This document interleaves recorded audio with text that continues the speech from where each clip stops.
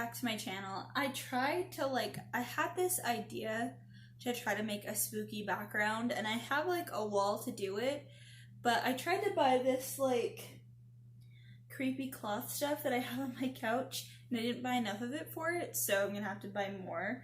But I guess in the attempt to do that, I put it on my couch, which is dark blue, which I should have thought through, and I have these little things that I need to hang up on my walls, and I just thought I'm just gonna put them next to me because at least have the essence of the spooky season, I guess. Whatever. I also tried to set up my sign over here. It's a countdown to Halloween and you can't even see it. So, super clever. Oh, don't be freaked out. That's my cat trying to get out of my room. 1 second. I was also worried that you'd be able to see that I wasn't wearing pants, so I put pants on, but you can't see that I'm not wearing pants, so I didn't have to put pants on at all. So I haven't filmed a video in 2 weeks. Usually I try to post on Mondays, but I decided that I wanted to upload this on October 1st, which is today, because it's the beginning of the spooky season, and then I am gonna upload again on Monday. So yeah, I meant to upload on Monday, but then things happened, and then I did upload on Tuesday, and so I just decided, you know what, I'm just gonna upload it on October 1st because it makes sense with the season. So I'm sorry if I still seem really low energy. I have been up since 3 a.m. Tuesday, and right now it is 10:34 p.m. on Wednesday. When you're watching this, it's October 1st, but I've been up for a really long time, so I'm really tired, but I want to get through this video because this is something that's really interesting to me. So anyway, I'm sorry, I keep rambling, but anyway, I'm one of those weird people that really likes random facts, especially when it comes to some of my favorite movies, because I like learning about the background about movies that you don't really hear about in commentaries or special features. But I also just really love to learn random facts about my favorite horror movies. That's actually some of my favorite things to learn about, because filming in a horror movie must be really trying and really stressful and tiring. And I like learning about all the things that you can learn in the background. I was watching Scream 4 the other day, and I was listening to the commentary, and Hayden Panettiere mentioned that doing scenes where you're screaming a lot and running a lot can get really tiring and trying on your voice to the point where you can't even scream. And I find that really interesting, and that makes so much sense because it has to be so emotionally tiring, and there's things that are you don't know about until you actually look them up. So I decided to ease into the spooky season. I was gonna share some random facts about horror movies because I find them really interesting, so I'm gonna share them with you anyway. I'm gonna try to break them down into categories. Couple of the facts are about Scream and Final Destination, stuff like that, so I'm gonna break them up into categories so they make sense. But there's a chance that I might digress from that, or fall off track, which is entirely possible because, But anyway, here are random horror movie facts. The very first fact that I'm going to share, or facts I'm going to share, are of my favorite scary movie, which is Scream. Scream is my favorite horror slasher scary movie of all time. I actually last week watched Scream 4 5 times, and then I ended up watching it a 6th time with the commentary on it, and I was entertained every single time, even though I've seen it hundreds and hundreds of times. Chances are, if someone wants to watch a horror movie, Scream is usually at the very top of my list. But finding out these facts actually made me really interested and love Scream more. So the person that voiced Ghostface in Scream 1 and through 3 is actually, his name is Roger L. Jackson. But what I found really interesting is that Wes Craven wanted to make it so the presence of Ghostface was scarier. So he actually made it so the actors had never met him or spoken to him or seen him on set. The reason for that was because the calls that Ghostface actually makes to the actors to taunt them are real time. So Roger would actually call the actors, but he would be hidden on set, so nobody could see him, nobody could hear him, and Wes Craven did this so that way the calls were a lot scarier. So when you watch like Scream 1, when Drew Barrymore is talking to Ghostface, a lot of her scared reactions are real because they never met Roger and they never talked to him, which I think is a brilliant tactic, because the thought of someone standing behind a camera trying to do these spooky phone calls is kind of hilarious. So I think it's really cool that Wes Craven wanted to keep it scary. He wanted it to be actually quite terrifying to get this phone call from someone that you can't see, you don't know who they are, and you just hear this scary voice. So I thought that was very, very cool. Another fun fact with Scream is that we all know Neve Campbell as Sidney Prescott. She is the only person that could play Sidney Prescott, but what's really interesting is that Drew Barrymore was actually set to play Sidney Prescott in the very beginning, but she ended up changing her mind 5 weeks before filming and actually opted to play Casey Becker instead. That's probably partly why when you look at the posters for Scream, Drew Barrymore is like the focal point. I thought it was mostly because Drew Barrymore was a huge household name, but because I didn't know that she was actually going to be the main actress. But what's really cool about her playing Casey Becker is she thought it would be interesting for her to be the very first murderer, because since Drew Barrymore is so well known, usually when there is a really well-known actor in a horror movie, or at least back then, that well-known actor would live through the entire movie, but Casey Becker is the first person that dies. So, and Drew Barrymore thought that would be really, really, really interesting. But also, before Neve got the role, the casting directors actually approached Alicia White, Brittany Murphy, and Reese Witherspoon. They actually went to Reese Witherspoon first, but she turned down the part, and luckily it was awarded to Neve Campbell. I can't imagine anybody else playing Sidney Prescott, so when I try to imagine like Brittany Murphy or Reese Witherspoon portraying Sidney, it doesn't make sense to me. But like, I could probably understand Drew Barrymore. I had always questioned why she was like, I have a poster of Scream and stuff, and I had always questioned like why she is the main focal point and why Neve Campbell isn't. And it makes more sense knowing that Drew Barrymore was supposed to portray Sidney. And so it makes sense that maybe they took pictures beforehand, and then when she changed her mind, they didn't really have time to change it, or they just chose not to.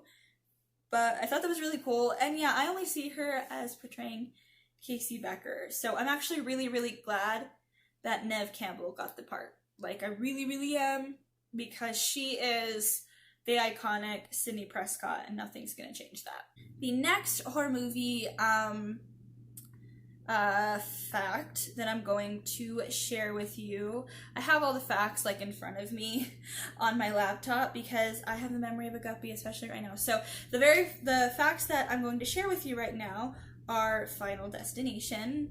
Final Destination is basically a movie about someone who experiences a vision of all of their friends dying, and so they prevent the death, and then death has to, like, you know, fix design and stuff like that. It gets really repetitive. The first one is really good, the second one is kind of good, and then it just kind of falls downhill from there. But anyway, so in Final Destination 3, I believe it's 3, I think 2 is the car pileup, 3 is the roller coaster. So in Final Destination 3, in the big roller coaster scene where the main actress has the vision of her getting on the roller coaster and her friends dying brutally, in order to film that premonition scene to get every shot that they needed, the actors and actresses actually had to ride the roller coaster 26 times. Now imagine if someone messed up, or if someone forgot a line, or if for something went wrong. You would have to ride that roller coaster over and over again, and I love roller coasters a lot. I really, really do. But if I ride like 4 roller coasters in a row, my body starts to like have weird feelings. So 26 times. I wonder if they had like, I bet they had breaks in between just to get their equilibrium up. But like, I feel like maybe riding the roller coaster would be fun the first couple of times, but after like the 4th time, it'd be like, holy shit, dude, like, come on. Like, I'm done with this. But also, it had to be scary to pretend that you were dying on a roller coaster. I don't think I could ever go back on a roller coaster after pretending I was dying on a roller coaster. Something else that's really interesting about Final Destination, the first movie was actually originally supposed to be an X-Files episode, but they decided to scrap it and not make it an episode, and luckily they didn't, because the idea was bought and was created into a feature film. I think it's really interesting thing. I mean, I think the X-Files could have done well, but I think having it a full feature film and a full concept was actually a better idea. I don't know how they could cram this idea. Maybe it was a lot smaller. The idea was a lot smaller to fit in the TV show, and then once they decided to make it a full feature film, they made it into this bigger, grand design. But I didn't know that. I just thought Final Destination was just a random movie that someone came up with that was really fascinating. The concept was interesting. I didn't know that it was meant for the X-Files, but the X-Files has a lot of weird shit going on.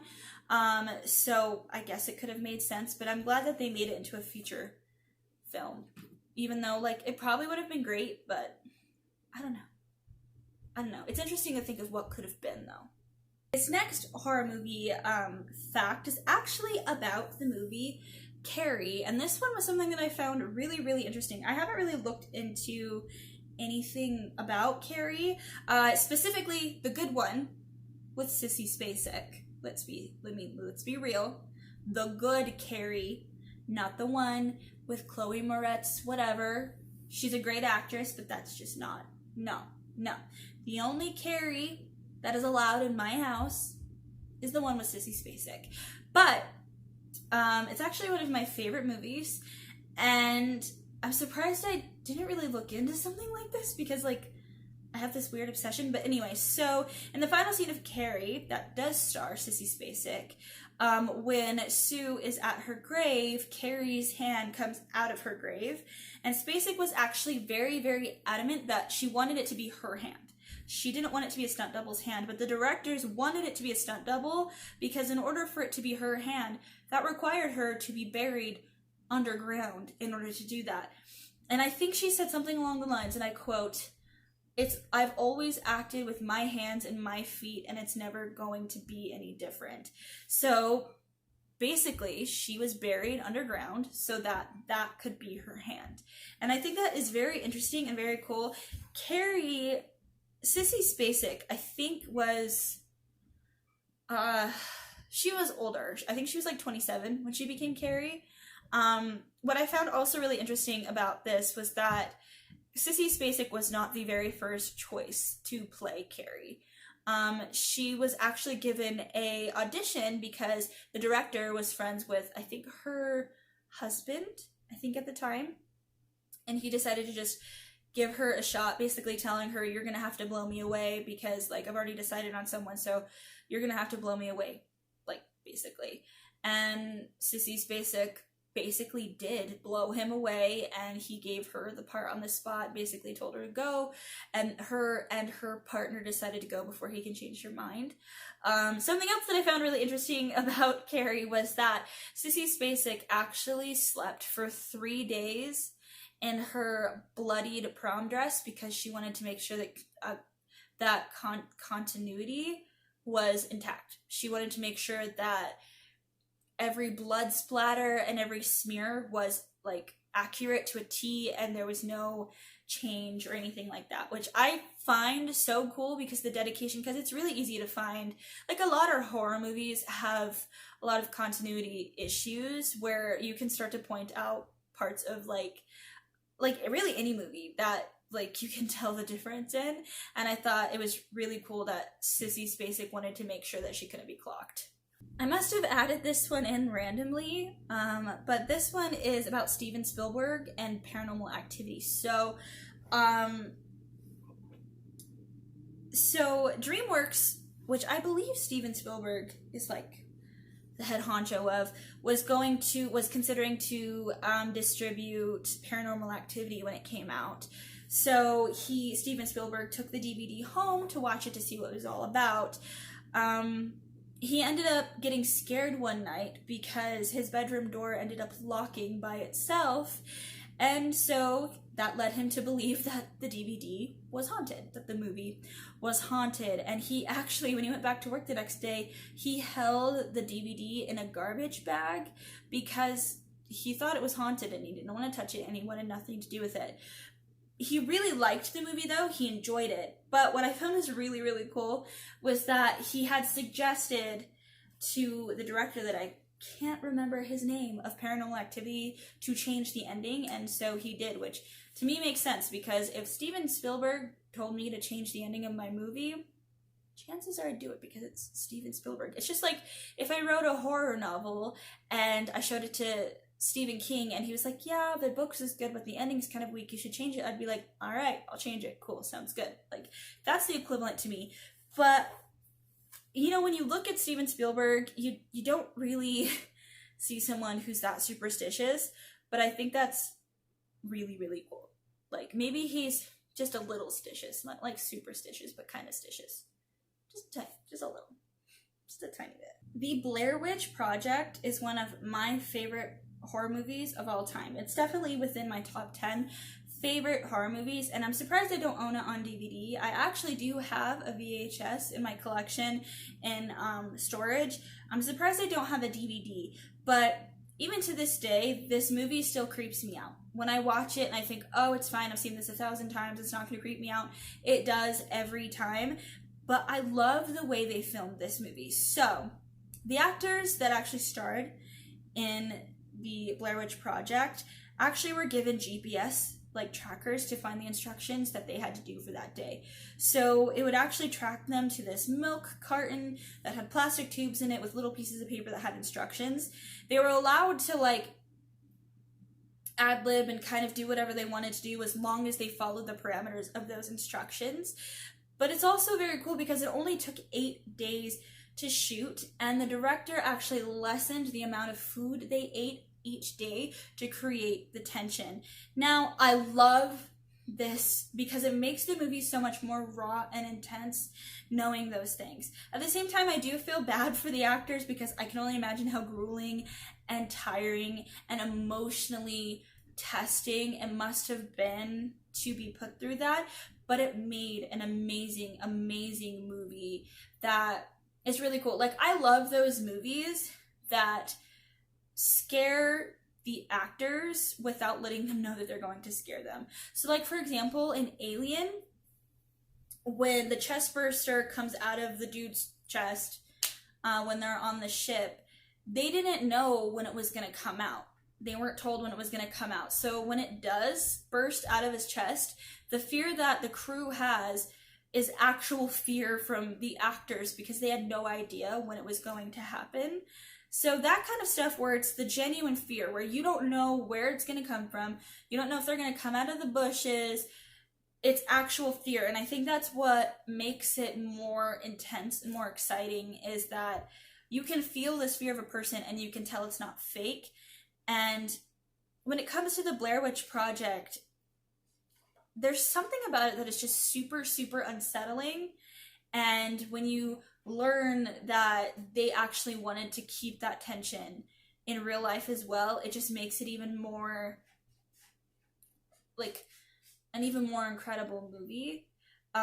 It's the only good movie. The other ones, the second Blair Witch movie that nobody talks about, which makes sense because it's a disgrace, was awful. And then the prequel that I did not like, that did not make sense, was not that great either. So, the only one, if you're gonna watch a Blair Witch Project, watch the original. The other two are not worth your time. But it's amazing movie making. It keeps you on your toes. And when you learn that what the actors were put through, it makes you appreciate the movie more. Alrighty, this is another Wes Craven fact that I thought was really cool. So Wes Craven had actually originally wanted a different person, or like a stunt person, to play Freddy Krueger. He didn't really think about actually wanting to have an actor play Freddy Krueger until someone suggested that someone who is more well known play Freddy Krueger. So he actually considered David Warner, who was a well-known British actor, but Warner had passed on the movie, and luckily Robert, and I'm not going to say this last name right, Robert Englund, he actually took the role. I actually had the pleasure of meeting Robert Englund, and so I should know how to say his name, but I don't. But I got to meet him and hear him talk and tell some really cool stories and talk about how the voice that he created for Freddy Krueger came from the discomfort of his prosthetics, because I can only imagine how uncomfortable the prosthetics come from. Freddy Krueger actually has a lot of different backstories that I find really interesting. The one from the original Nightmare on Elm Street movies are that Freddy Krueger was a child murderer, and so they chose to burn him to death. But in the newer Freddy Krueger, he was a child predator, and so they burned him to death. Either way, awful, awful human. But I find it really interesting that it's changed so much through the years. Guilty pleasure of mine, I actually kind of enjoy Freddy vs. Jason. I don't understand how Freddy Krueger stands a chance against Jason Voorhees, but at the same time, like, Jason Voorhees is, there's a theory, a fan theory, might I add, that Jason Voorhees is actually a Deadite, and that Evil Dead, Freddy Krueger, and Friday the 13th, Jason Voorhees are from the same world, and that even someone said, I believe I read that a director or someone even said that Jason Voorhees is a Deadite, and that he was brought back to life through that book that I can't seem to remember because I suck. Really seem like a horror movie fan. But I think that's an interesting theory, because that would make sense as to why he can't die. And Freddy Krueger is a dream demon. He's a dream creature. So, but he's virtually human in the real world. So when he's pulled into the real world, he's basically human. So I don't know how he could possibly beat Jason Voorhees in the real world. But that's a whole different thought process. But I think it was really interesting that I didn't know that Freddy Krueger could have been portrayed by just some random stunt guy. Like, he could have just been some creepy dude in prosthetics with little knife hands, and nobody would know who he was. But I'm really glad that Wes Craven changed his mind and made him into a more iconic character, and just made it a more interesting character by adding a personality to him, because I feel like there wouldn't be much of a personality to Freddy Krueger if it was just a stunt person. And Robert Englund really created this really scary, demented, and twisted personality that we know Freddy Krueger as. So Ed Gein is one of the most famous serial killers of all time.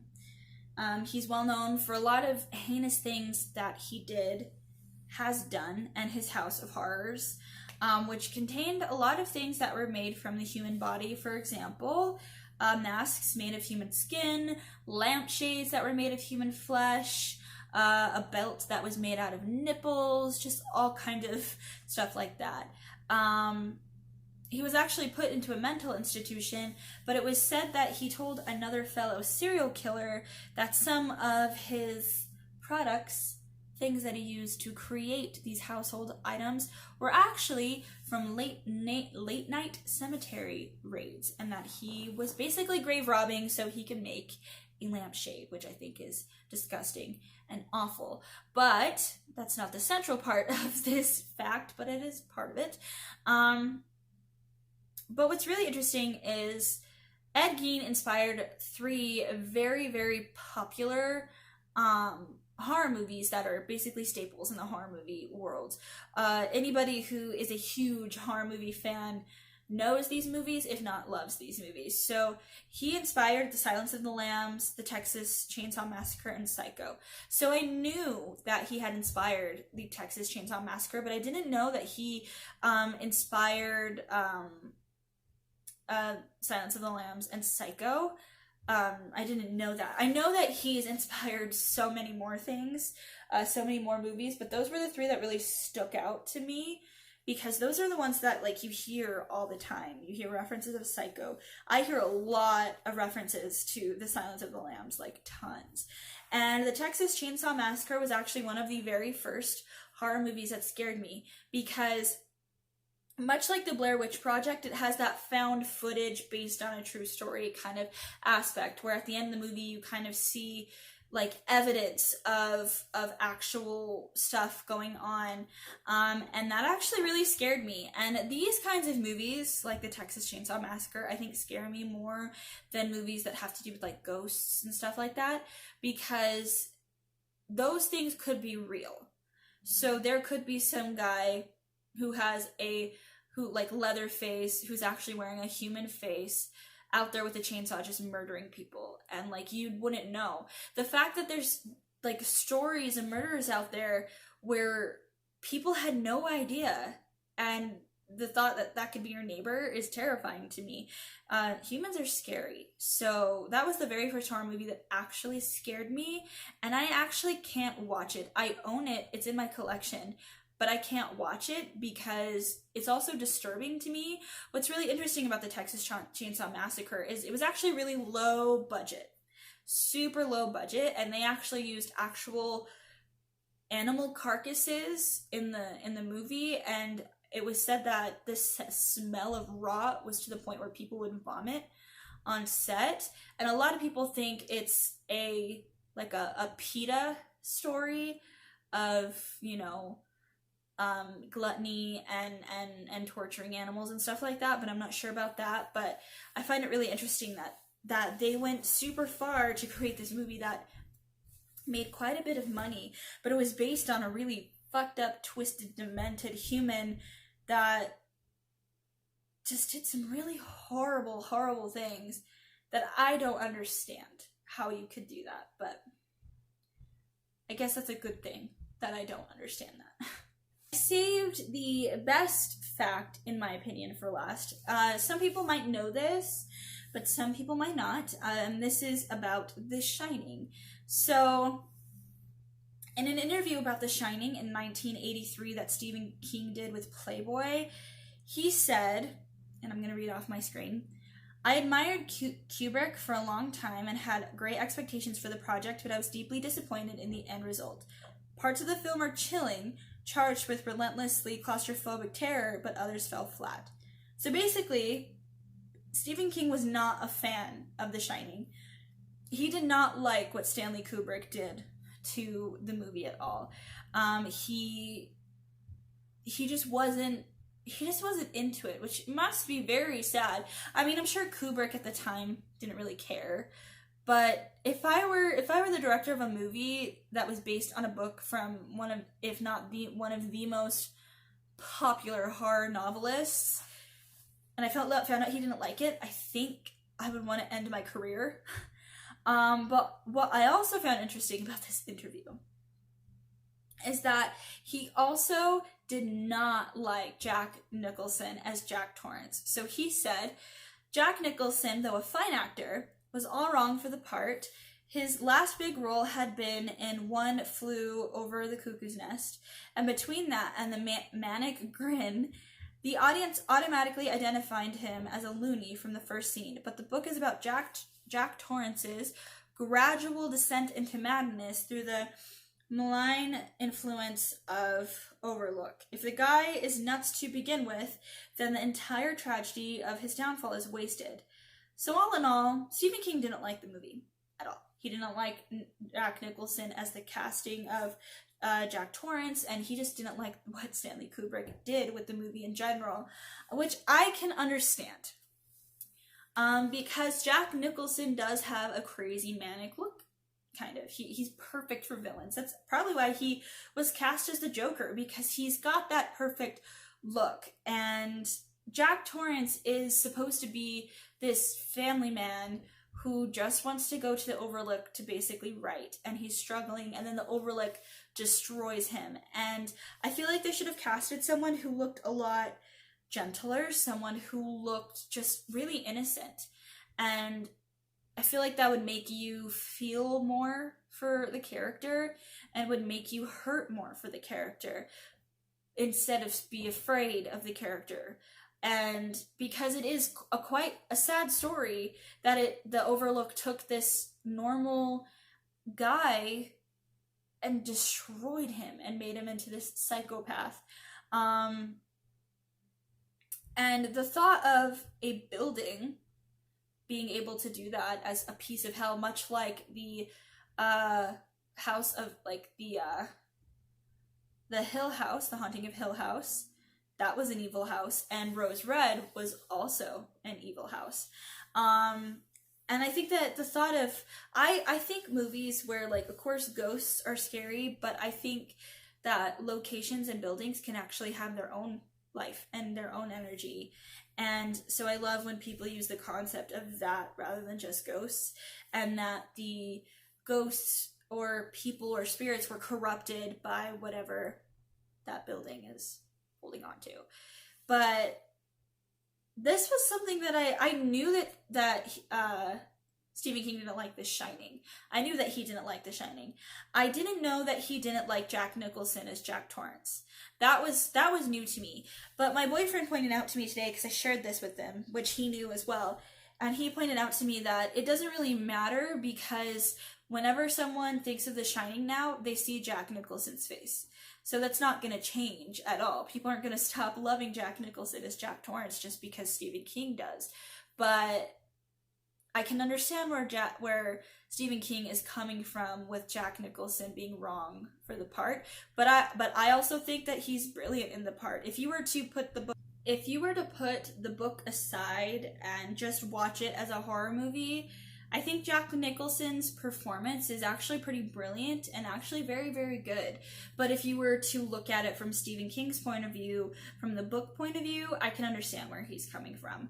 That being said, The Shining is still one of my favorite horror movies, so, because it's a classic. And so it doesn't change my love for it, but it is a little kind of stingy knowing, and kind of sad, probably more for Jack Nicholson than it was for Kubrick, because you're playing this iconic character that people love, and then you find out that the person that created this character doesn't like you as that person. So, I don't know. But I did find this really interesting, and that, there's a lot of stuff about The Shining that, like, Stanley Kubrick basically tortured, wow, her name escapes me, but he basically tortured the lady that plays Jack Torrance's wife. He tortured her. He made her do a scene over and over again and made her cry over and over again and basically broke her. And that is just awful, but it created an amazing scene. So, probably years of trauma, but at the same time, it created a beautiful scene. So, it does make you feel bad for her. It does. It makes me feel bad for her a lot, but at the same time, it created a really good scene. So I don't know if that makes me a horrible person or not. Also, I just noticed these have not been straight. Cool. Alrighty, so there you go. Those were some messy, but I think interesting random horror movie facts. As I said, I'm one of those weird people that likes horror movie facts or just like facts in general. I like learning new shit about random things, especially stuff that I love. And I thought to myself, why not share these facts? Because we're going into spooky season. People usually watch scary movies around this time. So the next time you go and watch Scream or The Shining or Final Destination or Carrie, you're going to know this new knowledge that might make you see the movies a little bit differently. which is, I think, very, very cool. But I'm actually really excited for October. I don't know what it's going to hold. I don't know what's going to happen. I was talking to this lady about how kids probably aren't going to be able to go trick-or-treating. My Halloween is probably not going to change very, very much, although I don't work at Blue anymore, so I'm not going to be dressing up a lot. But I love October and I love fall. It's my favorite time of the year. I love decorating for it. I love the colors that come with it, the candles, the food, the drinks, everything that comes with it. So I love this time of the year. It's just I don't like the snow. I don't like the snow and I don't like the cold. But I live in Utah, so it's gonna be a nightmare. But it's crazy that we have 3 months until the end of the year. I don't understand how this year was both the slowest and the fastest, and it was the most disappointing and the most growth. So interesting. Such an interesting year. I am ready for it to be over though. But anyway, so if you liked this video, go ahead and give it a thumbs up. And if you'd like to subscribe and be notified whenever I post, hit that subscribe button and also the bell notification so you can be notified whenever I post a video. I usually try to post on Mondays, but sometimes life gets the better of me. And I don't like making myself do things that I don't want to do unless it's go to work, then that's a little different. But like, if I get too stressed out or my mental state gets a little rough, I don't make myself do anything that I shouldn't do or don't want to do. But I usually post on Mondays. I'm going to be posting this Monday. It's going to happen. And I'm really actually excited for October and to see what happens, to see what it holds. I'm really just excited to do some fall things, some safe, pandemic safe fall things, but still fall things, just to keep the spooky alive, because I know a lot of people are really worried that Halloween is basically canceled because of the pandemic, but you can't cancel Halloween. You can't. It's not possible. So we need to keep the spooky alive always and forever. For me, every day is Halloween, so gotta keep it alive. I'm gonna have to figure out a different background unless I like this couch sitting background thing. I don't know. I'm always afraid I'm gonna see something behind me. That's why I shut this, but like you can see this little opening here. So I'm always afraid that something's gonna happen behind me that I'm not gonna see until I'm editing the video, and then I'm gonna see it. It's gonna freak me out. So anyway, it is currently 11:21. I've been sitting here for almost an hour. I think it's time for me to go to bed. I need to wash my face. I need to drink some tea, maybe eat some snacks, watch a movie, and then go to bed because I'm very tired and I work tomorrow morning. And yeah, so like I said, thank you for joining me in this video, and I hope that you have a wonderful day and a beautiful night. Keep it spooky, and this is Kat signing off.